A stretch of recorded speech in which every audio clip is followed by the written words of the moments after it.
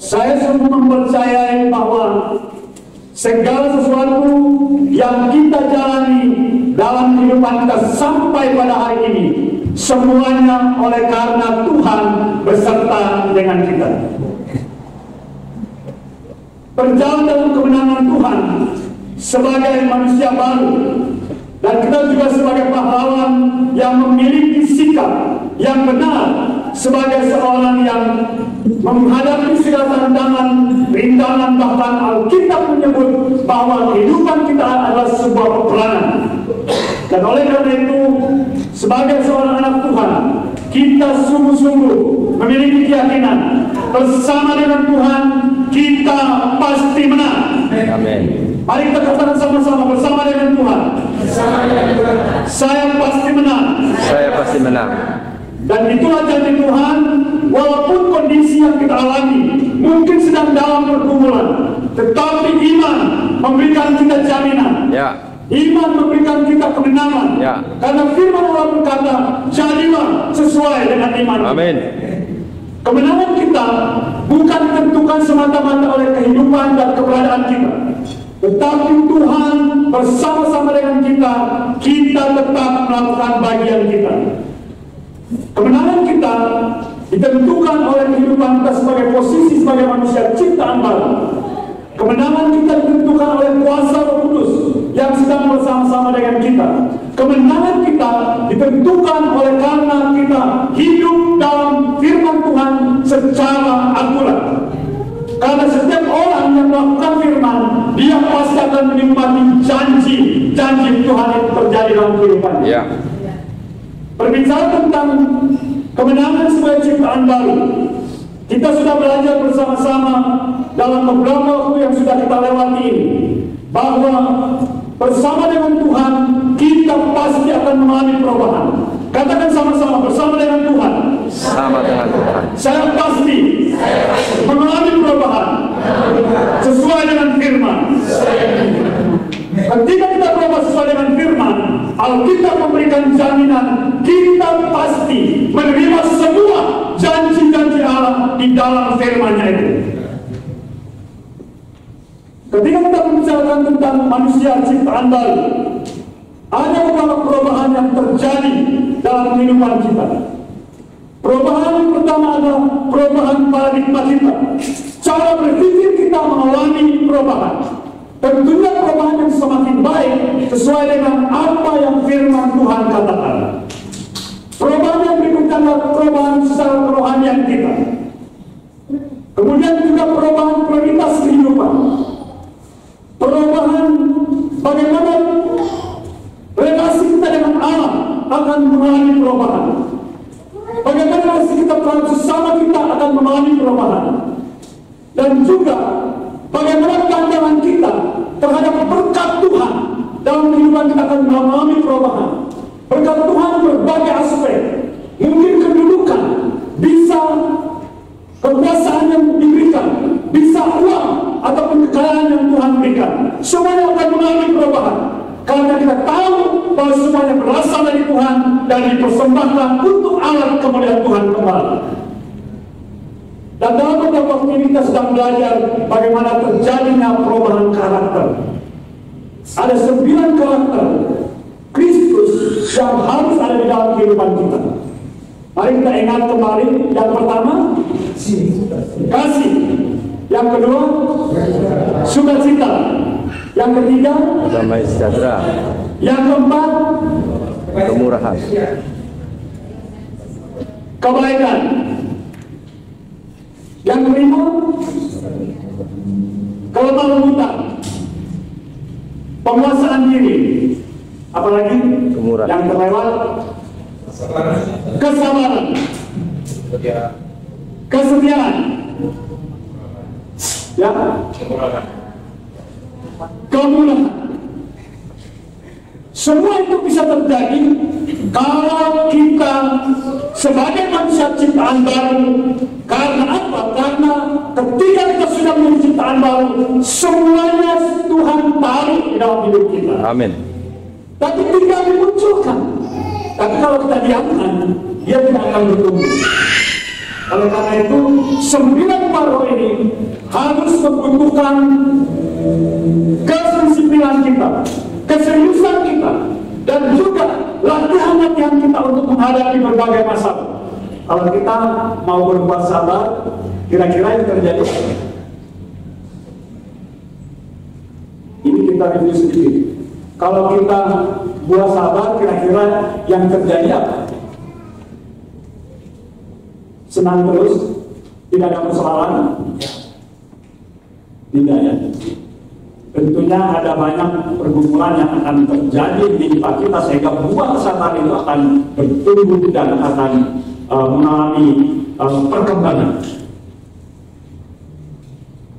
Hari ini kita akan memulai satu bagian baru, yaitu bertumbuh di dalam pelayanan atau bertumbuh di dalam panggilan kita, mengalami perubahan di dalam pelayanan kita. Yang pertama kita harus tahu, pelayanan itu untuk apa? Alkitab memberikan pernyataan secara besar, secara utama adalah semua pelayanan kita, Alkitab katakan untuk membangun tubuh Kristus. Katakan sama-sama, semua pelayanan untuk membangun tubuh Kristus. Berbicara tentang tubuh Kristus, Alkitab memberikan sebuah pemahaman yang begitu jelas dan mendasar. Ketika tubuh Kristus itu dibangun, dia akan memiliki dampak keluar. Dan tujuan akhirnya adalah untuk menggenapkan, untuk melaksanakan, untuk merealisasikan agenda kerajaan surga di bumi. Ada 2 agenda kerajaan surga di bumi. Yang paling utama, yang pertama adalah jiwa-jiwa diselamatkan. Artinya manusia yang berdosa bisa diselamatkan, dan kalau yang mati dia masuk ke surga. Amin. Karena tujuan semua manusia ini bekerja melakukan segala sesuatu dalam keagamaan, semuanya adalah untuk masuk surga. Tapi jaminan yang pasti hanya di dalam Yesus. Amin. Katakan sama-sama, jaminan pasti. Masuk dalam kerajaan surga hanya di dalam Yesus. Agama tidak bisa membawa orang selamat. Memang ada banyak orang berkata banyak jalan menuju Roma, dan banyak orang berkata juga semua agama akan memberikan jaminan. Tetapi catatan firman Tuhan katakan, Yesus berkata, akulah jalan, akulah kebenaran, dan akulah keselamatan. Dan tidak seorang nabi pun selain Yesus pernah berani berkata demikian. Yesus satu-satunya jaminan. Itu sebabnya pelayanan adalah untuk membawa orang kepada Kristus. Kristus satu-satunya jalan keselamatan. Di luar Yesus tidak ada keselamatan.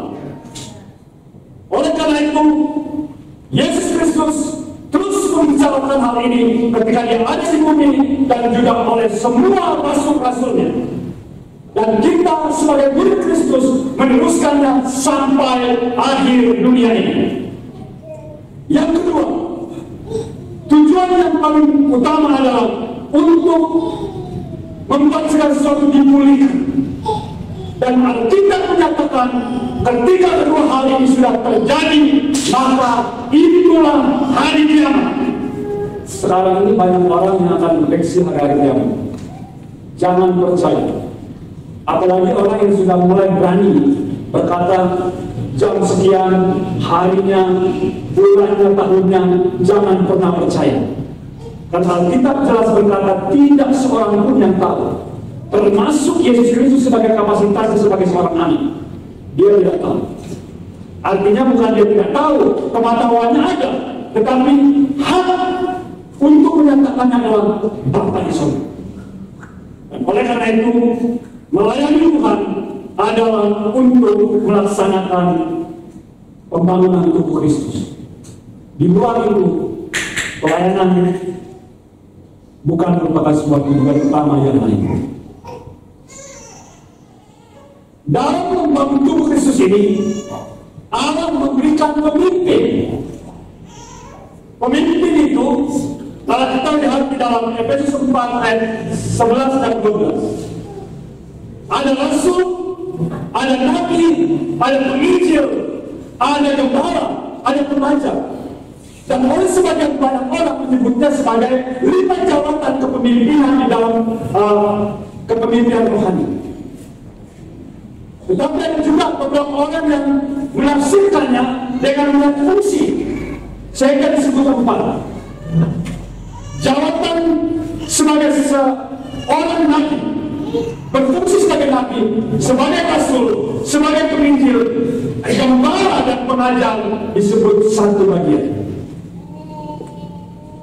Sebelum kita memahami hal-hal ini, mari kita bersama-sama tahu bahwa Tuhan memberikan pemimpin, Tuhan memberikan anggota jemaat. Itu untuk apa? Untuk melakukan pelayanan pekerjaan Tuhan. Dan semua bersama-sama. Bukan pemimpin lebih hebat dari semua anggota, tidak.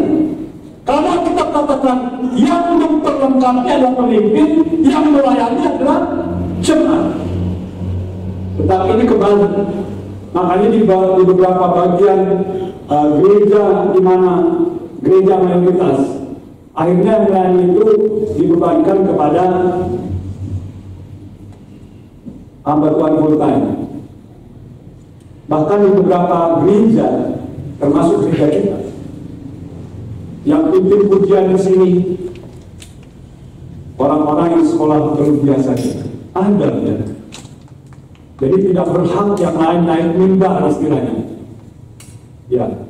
Kemudian pelayanan penginjilan juga semuanya harus yang dibekali dengan sekolah teologi. Dan Alkitab katakan semua jemaat serentak melayani. Katakan sama-sama, sebagai umat Tuhan, jemaat dan pemimpin sama-sama serentak untuk melayani, memenangkan jiwa, memulihkan segala sesuatu, sehingga Kristus Yesus akan datang kembali. Rindu nggak Yesus datang kembali? Rindu nggak Yesus datang kembali? Rindu. Jangan ada yang ragu juga ini.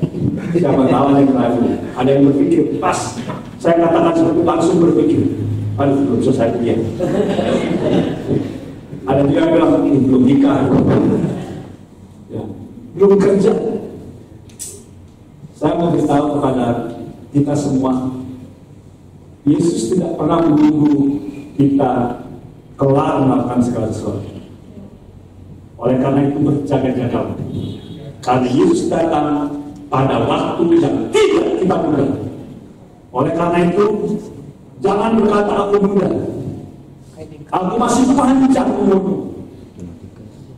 Melihat yang sudah tua, mungkin kita pikir rambutnya sudah putih, terus usianya sudah 50 ke atas, mungkin lebih dulu meninggal dari saya.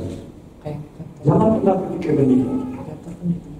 Oleh karena itu, Alkitab katakan berjaga-jagalah, karena waktunya tidak diinginkan. Melakukan pelayanan ini, kita harus memulainya dengan sebuah pemahaman terhadap keberadaan tubuh kita. Supaya apa? Supaya manifestasi pekerjaan Kristus, kuasa Roh Kudus, mujizat Tuhan nyata dalam kehidupan kita. Kita harus tahu bahwa kita ini adalah bait Allah. Dan pagi hari ini saya mengajak kita membaca firman Tuhan dari 1 Korintus pasal 3. Mari kita sama-sama membaca 1 Korintus pasal 3 ayat yang ke-16 dan 17.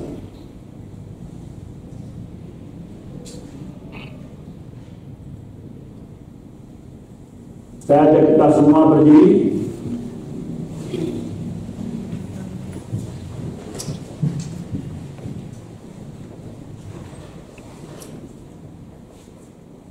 Sama-sama 1, 2, 3. Tidak tahukah kamu bahwa kamu adalah bait Allah dan bahwa Roh Allah diam di dalam kamu. Jika ada orang yang membinasakan bait Allah, maka Allah akan membinasakan dia. Sebab bait Allah adalah kudus dan bait Allah itu adalah kamu. Pasal 6 ayat yang ke-19 dan 20.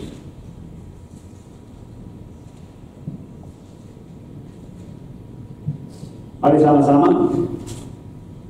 Pasal 6 ayat 19 dan 20. 1, 2, 3. Atau tidak tahukah kamu bahwa tubuhmu adalah bait Roh Kudus yang diam di dalam kamu, Roh Kudus yang kamu peroleh dari Allah, dan bahwa kamu bukan milik kamu sendiri, sebab kamu telah dibeli dengan harga yang telah lunas dibayar. Karena itu muliakan Allah dengan tubuhmu. Amin. Silakan duduk. Berbicara tentang kehidupan kita sebagai tubuh Kristus, maka kita akan melihat sejak awal bahwa Tuhan menciptakan kita itu seturut dengan gambarnya, sepeta dengan Allah. Kejadian pasal 1 ayat yang ke-26 dan juga 27. Dan Tuhan berkata di dalam Kejadian pasal 2 ayat yang ke-7 bahwa Tuhan membentuk manusia itu dan menghembuskan nafasnya ke dalam hidup manusia itu, yaitu Adam. Itu artinya manusia ciptaan pertama itu adalah manusia yang sempurna. Itu sebabnya ketika manusia pertama, yaitu Adam dan Hawa di dalam Taman Eden, mereka memiliki hubungan langsung, relasi langsung dengan Bapa di surga. Dan mereka berbicara berhadapan-hadapan muka. Karena apa? Karena manusia pertama itu diciptakan secara sempurna. Allah menaruh hidup Allah ada dalam kehidupan mereka. Sehingga kita berkata, Dia berkuasa atas segala ciptaannya, dan Dia mengendalikan segala sesuatu yang ada di dalam Taman Eden ini. Karena kehidupannya sempurna. Tetapi Alkitab berkata, akhirnya manusia Adam dan Hawa itu jatuh ke dalam dosa. Dan Alkitab di dalam Roma pasal 3 ayat yang ke-23 berkata bahwa kemuliaan Allah yang ada dalam diri manusia itu sudah hilang. Karena apa? Karena mereka berdosa. Termasuk saya dan Bapak Ibu Saudara, sebelum kita terima Yesus, siapapun di muka bumi ini yang belum menerima Yesus sebagai Tuhan dan Juru Selamatnya, dia belum di dalam Kristus. Sekalipun dia masuk di gereja, termasuk orang yang pelayanan di gereja, termasuk orang yang memiliki jabatan kegerejawan, kalau tidak di dalam Yesus Kristus, orang itu hanya sebagai posisi yang bersifat organisasi saja. Ini sangat penting. Dan firman Tuhan memberikan pernyataan kepada kita bahwa ketika manusia itu sudah jatuh dalam dosa, semua kemuliaan Allah hilang dari dirinya. Dan di dalam Roma pasal yang ke-3 ayat ke-4 kita akan membaca apa yang terjadi dengan adanya anugerah Tuhan dalam kehidupan manusia. Akhirnya manusia itu kembali kepada Tuhan. Roma pasal yang ke-3 ayat yang ke-24 sampai 26. Mari kita akan membaca secara bergantian. Bapak-bapak dan ibu-ibu ayat yang ke-24, kemudian pemuda-pemudi dan remaja ayat yang ke-25 sampai 26. Mari dimulai dengan Bapak Ibu. 1, 2, 3. Dan oleh kasih karunia Allah telah dibenarkan dengan cuma-cuma karena penebusan dalam Kristus Yesus.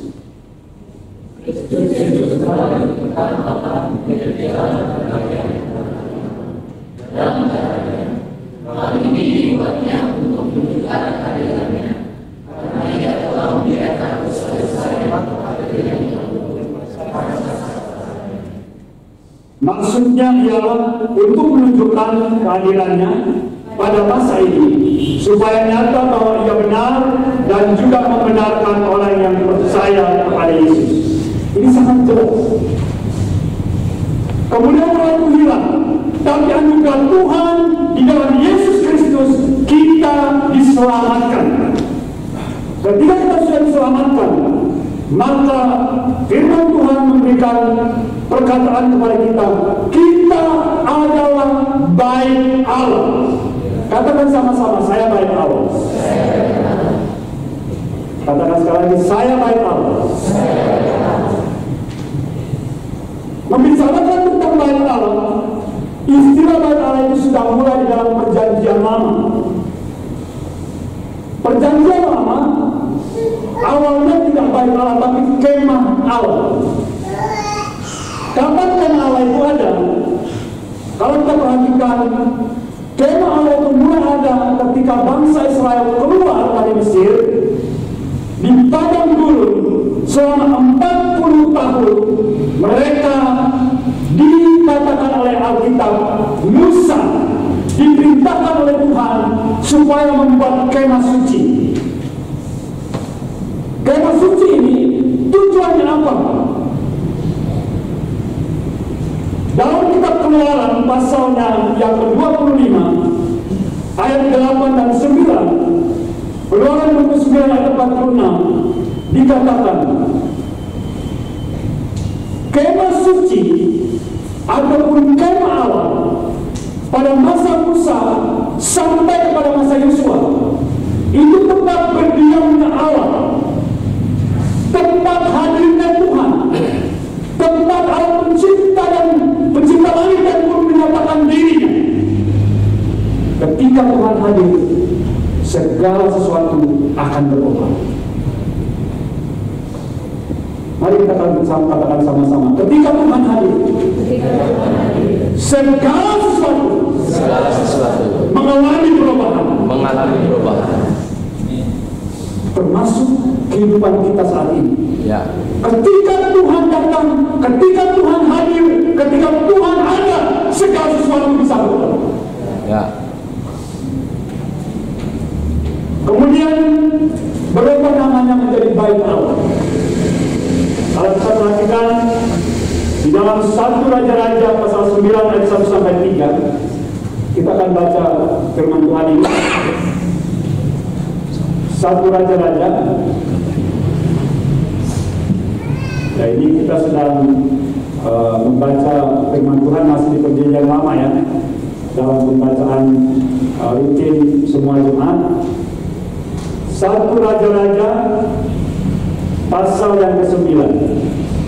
Saya minta satu orang bisa berdiri dan membaca bagian ini untuk kita dengan suara yang keras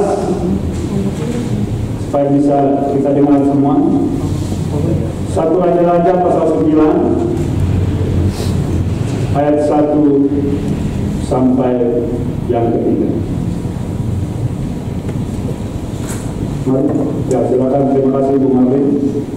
Ketika Salomo selesai mendirikan rumah Tuhan dan istana raja dan membuat segala yang diinginkannya, maka Tuhan menampakkan diri kepada Salomo untuk kedua kalinya seperti ia sudah menampakkan diri kepadanya di Gibeon. Firman Tuhan kepadanya, telah kudengar doa dan permohonanmu yang kau sampaikan ke hadapanku. Aku telah memutuskan rumah yang kau dirikan ini untuk membuat namaku tinggal di situ sampai selama-lamanya. Maka mataku dan hatiku akan ada di situ sepanjang masa. Baik Allah merupakan tempat Allah berdiam, dan selama-lamanya Dia ada di sana. Dalam arti ketika orang beribadah kepada Tuhan di rumah Tuhan itu, maka Allah akan hadir. Itu sebabnya ketika kita beribadah bersama di gereja, ibadah sendiri di rumah, itu harus serius dan sungguh-sungguh hati kita tertuju pada Tuhan. Karena dikatakan aku ada di sini. Ya. Bahkan Allah berkata Dia Maha ada. Tetapi Tuhan mau memanifestasikan, mau menyatakan diri, mau menyatakan kuasanya ketika kita sungguh-sungguh mengambil waktu untuk menyembah Tuhan. Bait Allah Israel itu dibangun 2 kali. Yang pertama kita tahu Bait Allah dibangun oleh Salomo. Itu diperkirakan pada abad yang ke-10 sebelum Masehi. Waktu itu Daud mempersiapkan segala sesuatu, kemudian Salomo yang membangun Bait Allah. Nah, ketika Bait Allah itu sudah dibangun, dipakai oleh orang Israel, tetapi akhirnya dihancurkan. Kita sudah tahu kisahnya. Ketika umat Israel jatuh dalam dosa, menyembah berhala, Tuhan peringatkan mereka melalui Nabi Yeremia, Nabi Yeskel, Nabi Daniel, dan bahkan nabi-nabi kecil juga memperingatkan orang Israel. Mereka tidak mau dengar. Ya. Dan akhirnya Tuhan berkata, aku akan menghukum kamu dan membuang kamu, menyerahkan kamu ke bangsa-bangsa. Dan saya mau katakan kepada kita, firman Tuhan itu pasti terjadi. Dan akhirnya umat Israel dibuang oleh Tuhan. Israel bagian selatan, yaitu Yehuda, dibuang ke Babel. Kemudian sebelah suku yang lainnya dibuang ke Asur. Dan termasuk Bait Allah mereka hancur. Kota Yerusalem meluluh lantah. Semua apapun yang ada di Yerusalem waktu itu dihancurkan oleh Babel. Kalau mereka betul-betul hidup sesuai dengan firman, kita sudah tahu peperangan Israel itu tidak pernah mereka menangkan dengan senjata. Kita tahu peperangan Israel dimenangkan dengan apa? Tangan Tuhan. Dengan Tuhan. Bersama dengan Tuhan. Ya. Selalu menang dan pasti menang dan tidak pernah kalah. Ya. Kalau mereka lagi hidup dengan Tuhan. Tapi ketika mereka meninggalkan Tuhan, Allah membiarkan mereka sehingga mereka akhirnya mengalami kekalahan dan peperangan yang kecil sekali. Kita tahu peristiwa ketika umat Israel berperang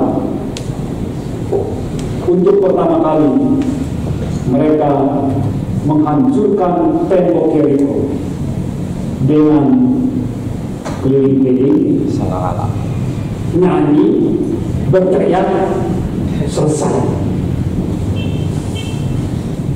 Tetapi ketika mereka menyerang kota Ai yang kecil, lebih kecil dari Yeriko, mereka kalah karena ada yang jatuh dalam dosa. Ya. Itulah pola kehidupan orang Israel. Ketika mereka hidup benar, mereka pasti menang. Ketika mereka berdosa, pasti kalah. Dan pola itu adalah pola yang sampai hari ini diberikan dalam kehidupan orang-orang percaya. Itu sebab dikatakan awal firman Tuhan yang saya kutip tadi, jadilah sesuai dengan iman kita. Oleh karena itu, umat Israel, mereka akhirnya Bait Allah mereka dihancurkan. Tapi Tuhan tidak tinggal diam. Selama mereka ada di Asyur dan di Babel, firman Tuhan datang kepada Nabi Yeremia bahwa mereka akan dikembalikan. Dan akhirnya mereka kembali. Pada tahun 539 sebelum Masehi, Tuhan mengembalikan mereka ke Yerusalem, yaitu Yehuda bagian selatan. Dan akhirnya mereka mendirikan Bait Allah kembali. Dan Bait Allah berdiri tahun 515 sebelum Masehi. Tuhan menyertai.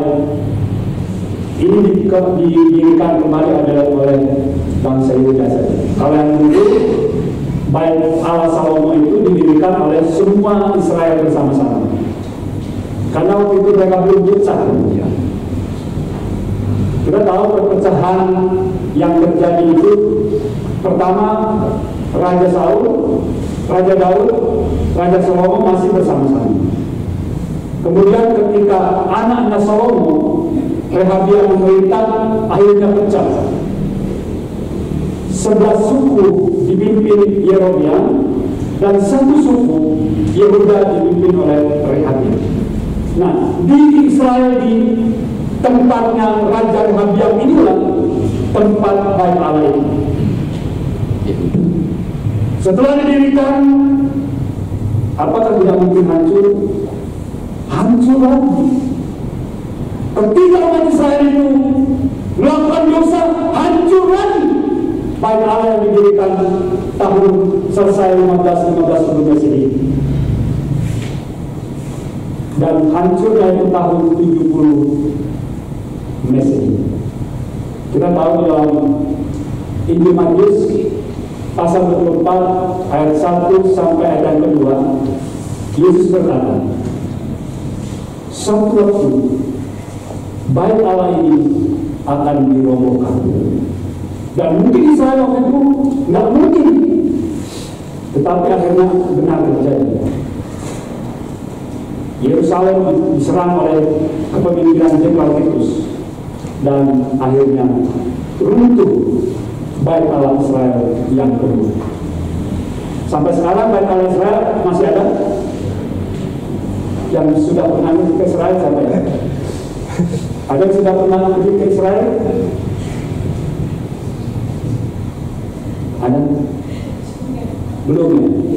Akan semua ya? Amin. Juga. Tapi jangan Yerusalem baru ya. Tahu maksud Yerusalem baru? Yerusalem baru itu sudah meninggal. Iya, jadi kita ke Yerusalem yang sekarang aja dulu. Ya. Sekarang Israel tidak ada bait Allah. Ketika perjanjian baru, maka Allah memindahkan bait Allah itu sudah tidak gedung, tetapi hidup kita. Katakan sama-sama, hari ini. Hari ini. Bait Allah itu. Bait Allah itu. Adalah saya. Adalah saya. Amin. Dalam hidup kita Tuhan akan memanifestasikan, menyatakan, membuat hadir sebuah kuasa, mujizat dalam kehidupan kita secara pribadi. Dan oleh karena itu, ayat yang kita baca tadi di dalam 1 Korintus pasal 3 ayat 15, 16 sampai 17, pasal 6 ayat 19 sampai 20, ada beberapa hal penting yang menjadi perhatian kita secara serius. Yang pertama dikatakan, bait Allah itu adalah diri kita sebagai manusia ciptaan baru. Dan saya ingatkan kembali, orang yang tidak di dalam Yesus, tubuh mereka bukan bait Allah. Bapak Ibu harus tahu dengan pasti. Saya ulang lagi, orang yang tidak ciptaan baru, tubuh mereka bukan bait Allah. Tetapi semua orang yang sudah di dalam Yesus Kristus, tubuhnya adalah bait Allah. Karena dikatakan tadi bahwa bait Allah itu adalah tubuh kita sendiri. Dan dikatakan Roh Allah diam di dalam kita. Dan kita kudus. Mungkin ada yang langsung berpikir, ini saya kudus apa enggak ini? Karena firman Tuhan sudah berkata jelas. Ketika kita menerima Yesus sebagai Tuhan dan Juru Selamat kita, maka yang terjadi adalah 1 Yohanes 1 ayat yang ke-9. Ketika kita berdoa menerima Yesus, mengaku dosa, semua dosa kita diampuni, kesalahan kita sudah dihapus semuanya. Bukan berarti setelah itu kita clear dan tidak bisa berdosa. Bukan itu yang dimaksudnya. Tapi Alkitab memberikan jaminan. Ketika kita menjadi bait Allah, Yesus berdiam dalam kita. kita, dan Roh Kudus juga ada di dalam kehidupan kita.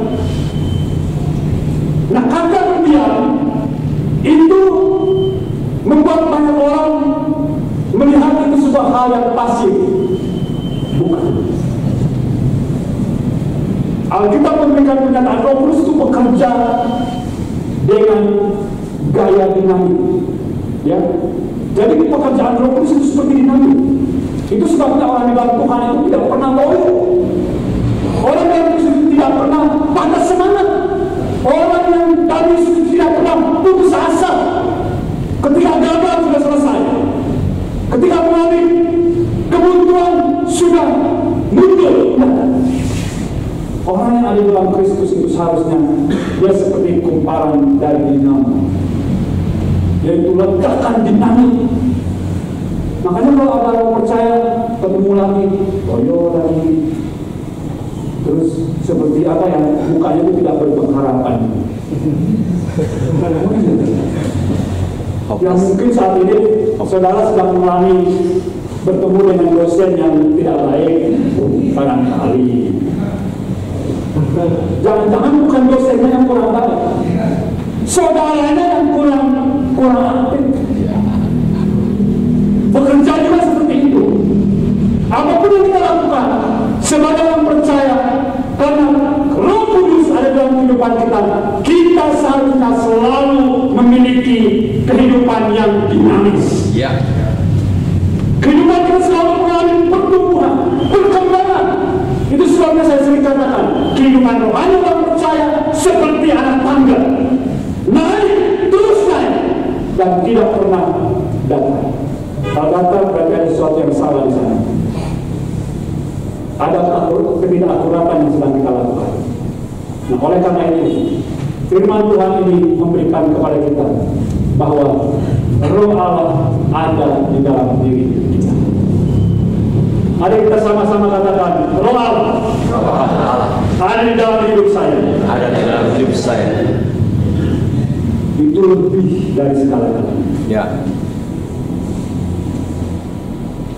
Itu jaminan yang sangat luar biasa. Itu jaminan yang tidak bisa digantikan dengan apapun di dunia ini. Karena Roh Kudus dan Yesus ada dalam hidup kita. Hal yang dikatakan dalam pembacaan kita juga, diri kita sebagai bait Allah ini bukan milik kita lagi. Ini yang tidak disadari oleh banyak orang percaya. Mari katakan sama-sama sebagai sebuah deklarasi iman kita. Diri saya bukan milik saya lagi. Jadi milik siapa? Milik Allah. Katakan kembali, diri saya adalah milik Allah. Kalau Tuhan yang memiliki kehidupan kita, masa depan kita, segala sesuatu dalam kehidupan kita, Tuhan yang atur. Ya. Amin. Amin. Masalahnya banyak orang yang tidak mau diatur oleh Tuhan. Dia mau berjalan sendiri, dia mau berpikir sendiri. Bagaimana dia berpikir sendiri? Dia tidak taat firman, dan dia tidak mau mendengar suara Tuhan, dan tidak mau mendengar segala sesuatu yang Tuhan nasihatkan dalam kehidupannya. Dia terus berjalan. Nanti kalau sudah mentok, sudah terkapar, baru panggil Tuhan. Apakah Tuhan mau menolong? Dia tetap mau menolong, tapi ya jangan terlambat seperti itu. Lebih bagus kita lebih awal benar-benar akan Tuhan daripada kita terus kemudian sampai di sana sudah dalam keadaan yang memprihatinkan baru kembali. Ya. Alkitab memberikan pernyataan, ikutilah teladan iman orang-orang yang ada dalam firman Tuhan. Supaya apa? Supaya kita terhindar dari hal-hal yang pernah mereka alami. Dan kita tidak akan ikut seperti apa yang mereka lakukan. Artinya kesalahan mereka, tetapi iman mereka kita ikuti. Dan kenapa kita ini milik Tuhan? Dikatakan tadi di dalam 1 Korintus 6 ayat yang ke-20 bagian terakhir itu, bahwa kita sudah dibeli dengan harga yang mahal, lunas. Jadi ini adalah istilah di dalam Alkitab itu, Tuhan membayar kita dengan lunas dan kita dibawa masuk untuk kehidupan Tuhan. Dan saya percaya bersama dengan Tuhan kita tidak pernah menderita seperti apa yang kita pikirkan. Banyak orang akan berpikir, aduh kalau saya menyerahkan semuanya sama Tuhan, gimana dong? Nanti saya gimana? Berarti saya tidak punya hak sama sekali. Kesalahan banyak orang, mereka berusaha menjadi inisiator dalam kehidupan mereka tanpa menyerahkan kehidupan mereka kepada Tuhan.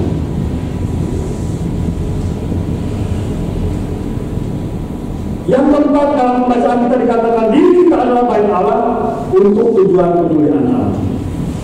Jadi karena kita milik Allah, tujuannya untuk Allah, kemuliaan Allah.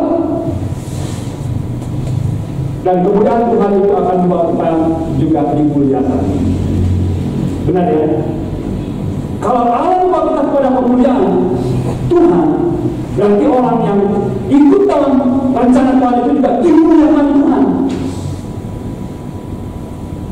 Jangan berpikir kalau kita menjalankan hidup kita kepada Tuhan, terus kita tidak akan menikmati berbagai hal yang indah. Ya. Justru bersama dengan Tuhan itu kita akan menikmati perkara-perkara yang besar, kemuliaan demi kemuliaan, dan kebesaran demi kebesaran akan terjadi dalam hidup kita. Amin. Dalam segala hal, dalam segala perkara. Dan yang terakhir, dikatakan dilarang membinasakan bait Allah, atau Allah melawan orang-orang yang menghancurkan bait Allah.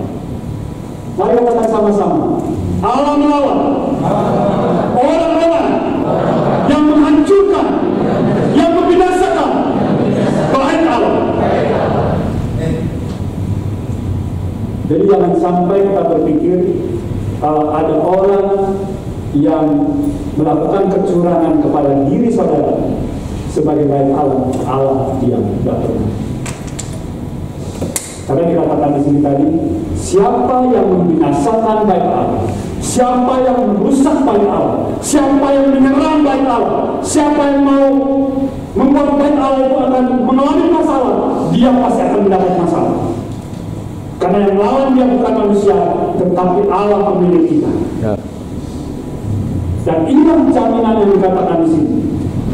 Pertanyaan yang muncul, siapakah yang membinasakan bait Allah itu? Ya, kita diskusi sedikit.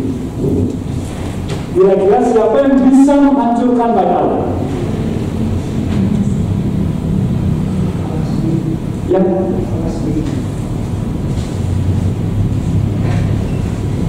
maksudnya yang bisa menghancurkan bait Allah dalam arti orang di muka bumi ini, bukan dari pihak Allah sendiri. Siapa kira-kira? Diri sendiri. Kok langsung diri sendiri? Bisa juga. Orang lain ya, tapi diri sendiri juga bisa. Bagaimana sih caranya kalau orang diri sendiri yang menghancurkan bait Allah, menghancurkan dirinya sendiri? Kira-kira bagaimana?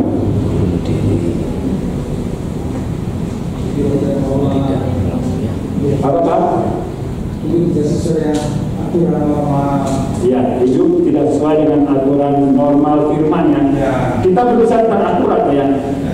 Bukan sekedar menjadi orang percaya. Karena Alkitab berkata bait Allah, tempat kehadiran Tuhan itu adalah bait sesuai dengan pola. Coba Bapak Ibu lihat, ketika Daud merancangkan bait Allah dibangun oleh Salomo, itu persis apa yang dikatakan oleh firman, detail. Firman juga detail. Hidup dalam Allah itu harus sebagai bait Allah, dia harus melakukan hal-hal yang sesuai dengan firman. Kalau ada orang yang berpikiran negatif terus, itu merusak bait Allah enggak? Merusak. Kalau ada orang yang hidupnya dendam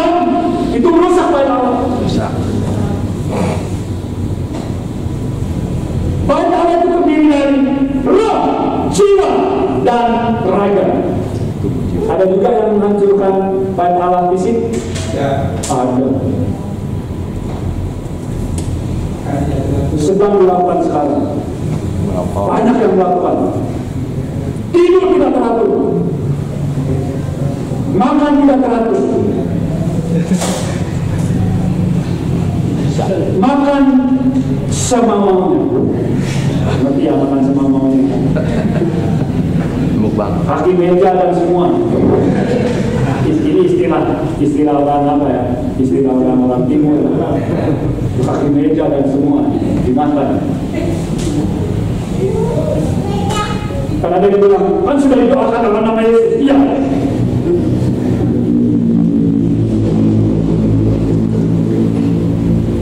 Kalau orang yang menghancurkan jiwa gimana? Hingga stres, apa-apa semuanya. Kalau kita pikir-pikir, kalau kita evaluasi, pihak mana yang lebih banyak menghancurkan bait Allah ini? Karena kelihatannya diri sendiri. Tidak usah lama-lama. Hitung dari tadi malam. Siapa yang tadi malam tidak tidur karena nonton TikTok atau lihat apa? Ya, ini jadi musuh yang paling besar sekarang katanya. Musuh sekarang ini bukan mahasiswa itu, bukan apa tidak tidur karena mengerjakan tugas. Musuh yang paling besar itu. Tapi kayaknya ibu juga ya. Tidak kalah ibu juga. Ya beberapa tentunya.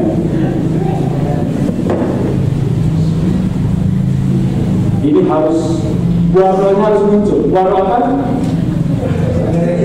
Menguasai diri, supaya bait Allah tidak dirusak, yaitu tubuh fisik kita.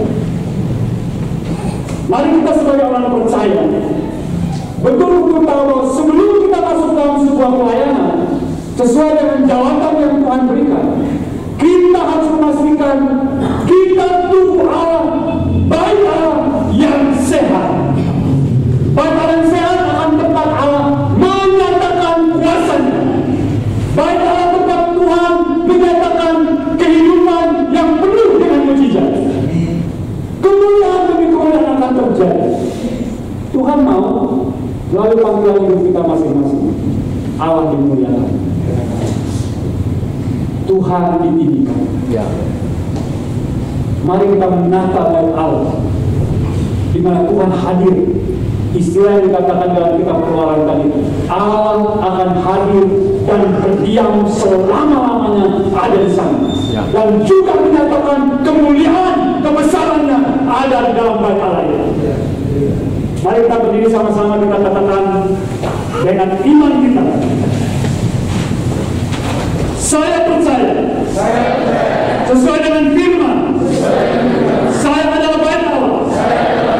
Saya akan menatanya dengan baik, dengan pola firman, dengan perkataan Kristus, dengan amalan Roh Kudus, sehingga bait Allah dan diri saya akan dinyatakan kemuliaan, kebesaran Tuhan, mujizat Tuhan akan datang dari hidup saya, terjadi untuk memuliakan Tuhan dan mengerjakan agenda Tuhan melalui diri saya.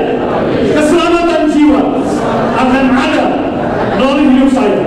Pemulihan segala sesuatu akan terjadi melalui kehidupan saya. Di dalam nama Yesus, terjadilah kemuliaan Kristus nyata. Amin. Silakan duduk. Mari kita berdoa. Bapa, terpujilah namamu. Kami adalah baik kudus Tuhan. Kami adalah tempat tinggal Roh Kudus. Hidup kami dikuduskan oleh Tuhan. Hidup kami adalah milik Tuhan. Dan karena itu Tuhan, kami hari ini memiliki iman iman dan pengharapan. Doa dengan keyakinan penuh bahwa kami bukan milik kami lagi, tapi kami milik Tuhan. Tuhan mau pakai hidup kami. Sebagai baiknya, Tuhan akan menyatakan kuasa, kemuliaan, kebesaran Tuhan ada di dalam kehidupan kami sebagai baik Allah. Dalam nama Tuhan Yesus Kristus, kami berdoa, berterima kasih. Haleluya. Semua kita yang percaya berkata, amin. Tangan dari Tuhan.